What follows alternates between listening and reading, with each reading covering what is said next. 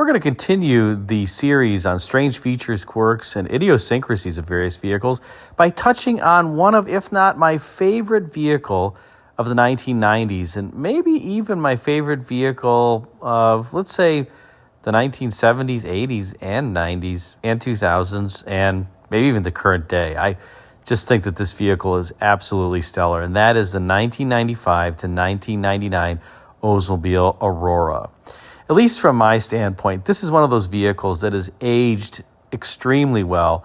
It just had timeless styling when it was introduced in 1995, and the amazing thing was a lot of the design work was actually done in the late 1980s on it. So it's now been about 35 years since the design was originally conceived, and it's amazing that it's just aged this well. But the 1995 to 1999 Aurora has many different strange features, quirks, and idiosyncrasies to discuss. So let's get right into it and begin. Now, a great starting point for conversation is how in the world was the Oldsmobile Aurora conceived, and why did Oldsmobile make such a radical departure from other vehicles that it had been producing in order to switch to a new design direction with the 1995 Aurora? Well, not that long ago, we sat down with Oldsmobile chief designer, former Oldsmobile chief designer Dennis Burke, whose team was responsible for the exterior design of the Aurora. Let's listen to what Dennis had to say about why Oldsmobile wanted to go in such a different direction for this particular vehicle. And by the way, you can actually see a picture of Dennis here in this brochure from the 1995 Aurora, as well as a quote where he says, "At first sight, the Aurora may unsettle people just a bit. That means we've done our job." Let's hear what Dennis had to say about why Oldsmobile wanted to go in such a different styling direction with the Aurora. Oldsmobile knew at the time that they really needed to change their direction. They needed a breakthrough design. Quite frankly, this is not your father's Oldsmobile. Didn't help them much, and they were looking to change their image and get away from the traditional luxury car look. I'll also go back to 1990 when a couple of the Japanese companies made their entry into the luxury car market, namely Lexus and Infiniti. I remember going to the auto show in 1990, and those cars had a huge impact.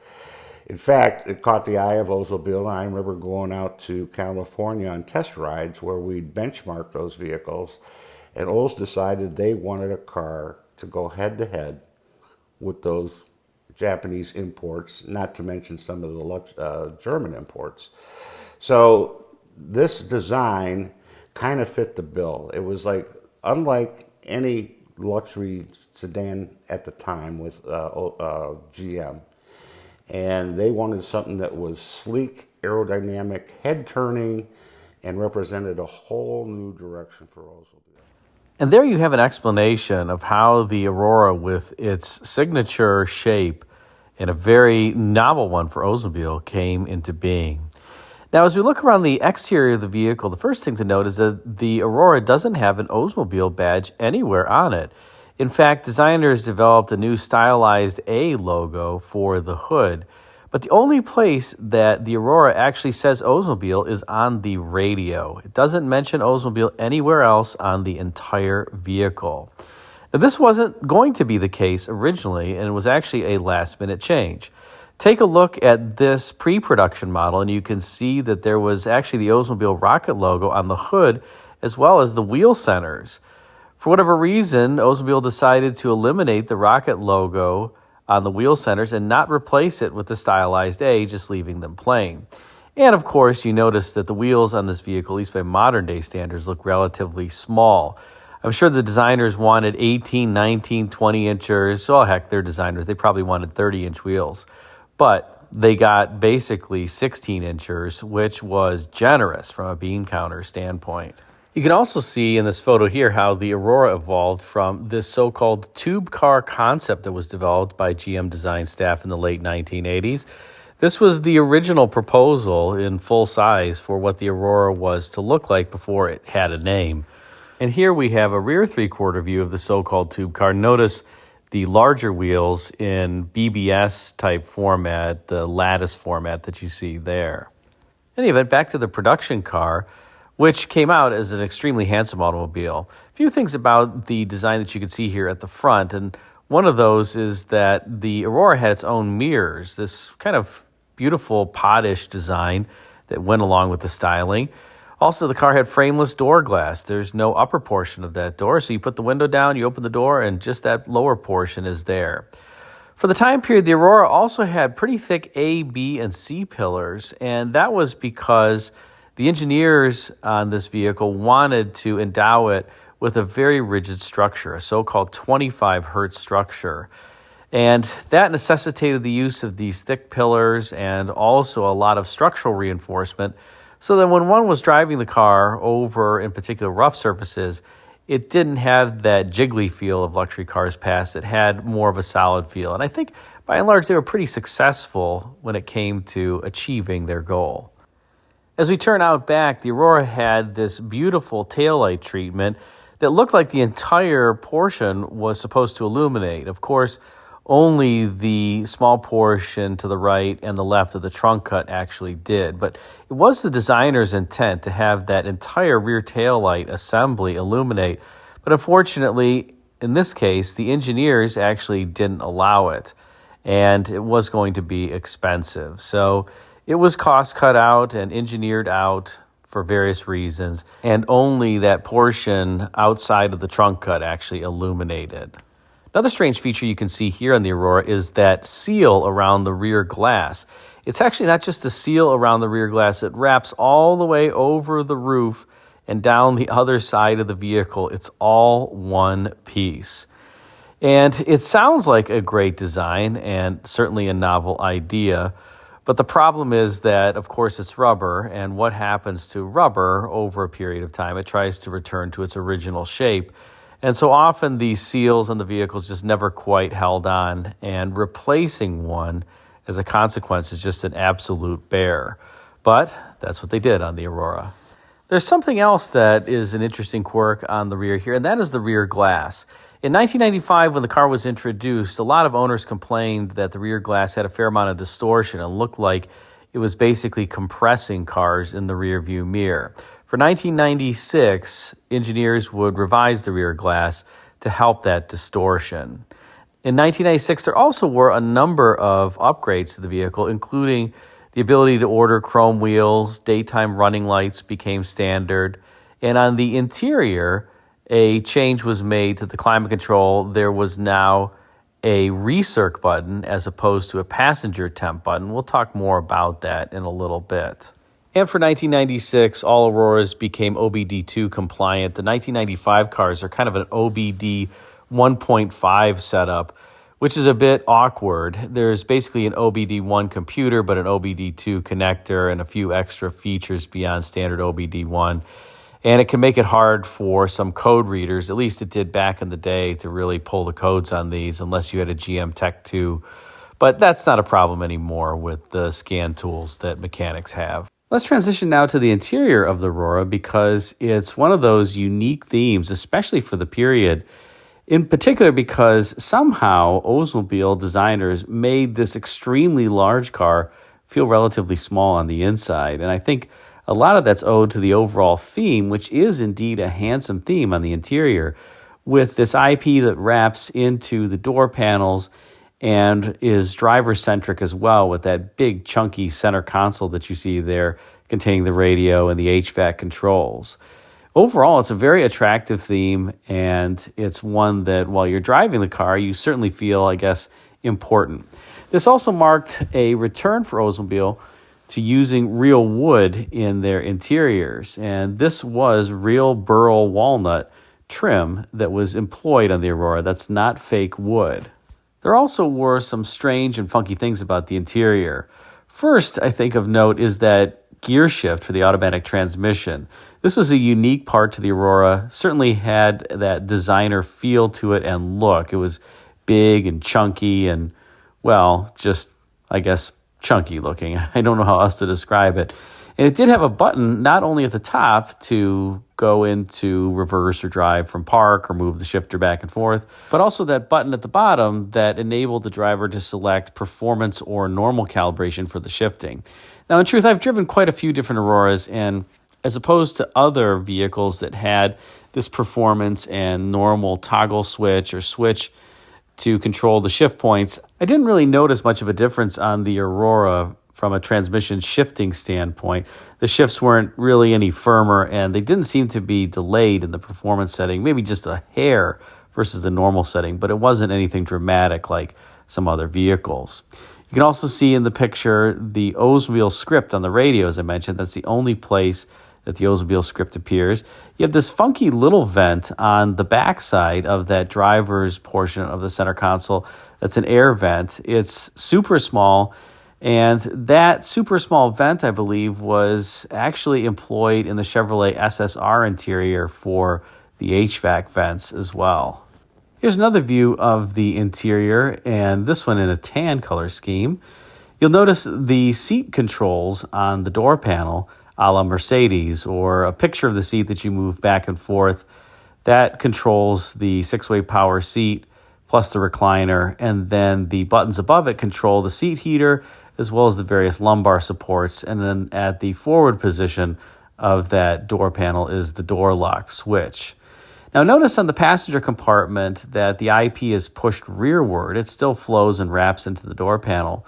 But pushing that IP rearward did give the sense, if you were in the passenger seat, that you did have a bit more spaciousness to the interior, while if you were in the driver's seat, you had this pretty intimate feeling given the wraparound theme. And I don't think I can name another car that so dramatically had a contrast between the driver's seat and the passenger seat like this, with the driver's seat being very cockpit-centric, all the instruments focused around the driver, and the passenger really got a lot of extra room because that IP was pushed forward as well as down. A few quirks in these Auroras that if you're an owner or a potential owner should be aware of. One is the center console and its cup holder mechanism, which was especially flimsy and often broke. It rotated forward out of the portion of the console there ahead of the latch.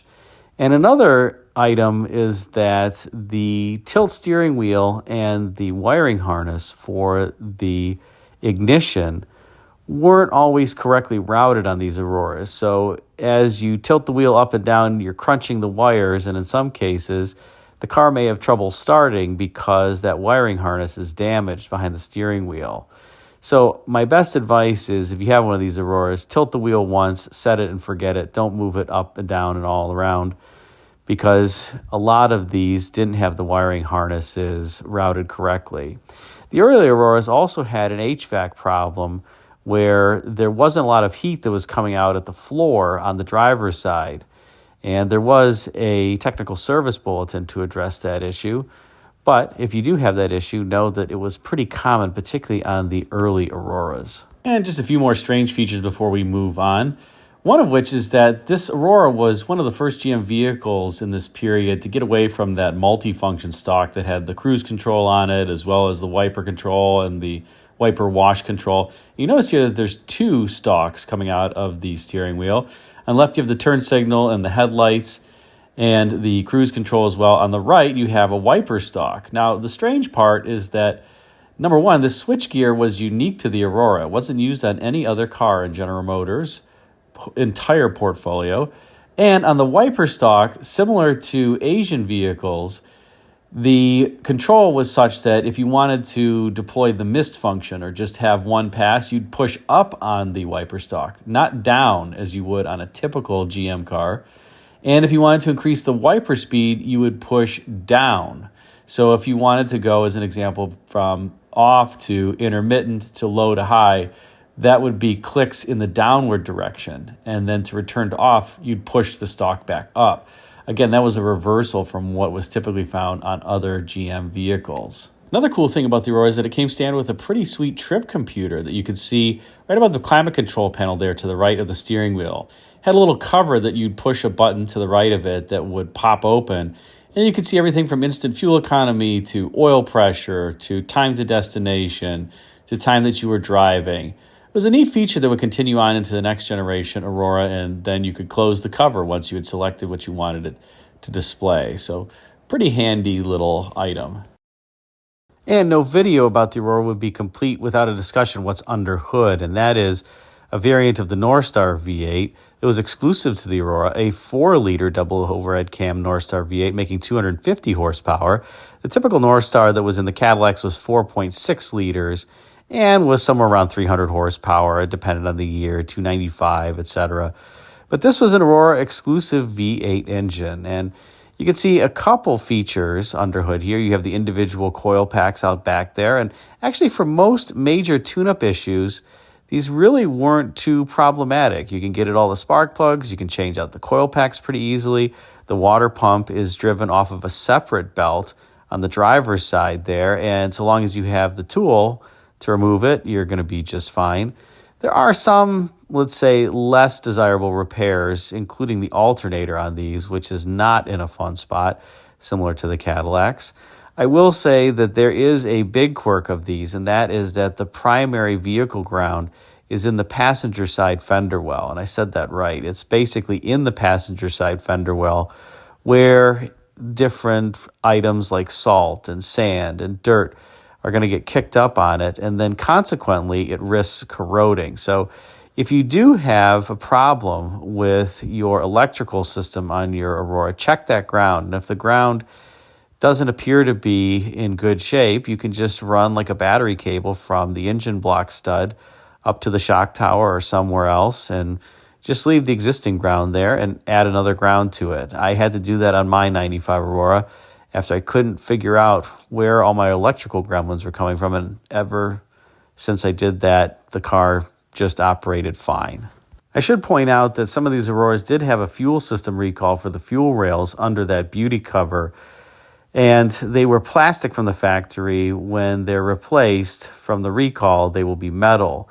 So if yours hasn't necessarily been replaced, or you see plastic under that beauty cover, check to see if your Aurora is one that's included in the recall that I just mentioned. Lastly, one thing you don't see under hood in the Aurora is a battery. You do see a jumping connection terminal there in front of the washer fluid bottle on the passenger side. If you need to jump the car, that's where you connect the positive battery cable. But you don't see the battery because it's located underneath the rear seat in this particular vehicle. So that has its pros and cons. It certainly helps with weight distribution and packaging under hood, but it is more challenging to get out and to get the rear seat bottom to latch in some cases. But that's where it is on these vehicles. Overall, when this engine and transmission combination are performing well, it's just a sublime power plant under hood. It doesn't have much power until it hits about the 4,000 RPM mark. You'll notice if you floor it from a dead stop, it's a little bit boggy, but once the RPM gauge passes 4,000, it's almost like there's a turbocharger on the engine, and it really starts pulling pretty hard.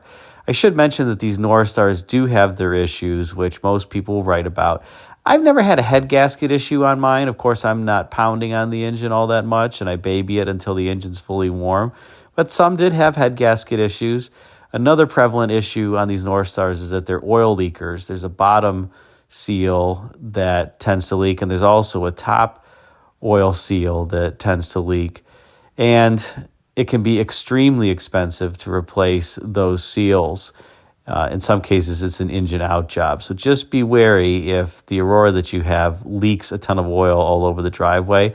It's going to cost you quite a bit to fix that. My Aurora had about 150,000 miles on it at the end of its life, and it was leaking a lot of oil. It didn't burn much, and the engine ran great, but it certainly leaked a lot. And back when I owned mine in college, I just didn't have the money to fix it, and it wasn't prudent to fix it because, as I said, the car had 150,000 plus miles on it, but I still loved it. Hope you enjoyed this spotlight on the strange features, quirks, and idiosyncrasies of the 1995 Olds Aurora. If you did, be sure to like, comment, subscribe, drop a comment below, and check out the video thumbnails at bottom left and right for some suggestions for you. Thanks again for watching.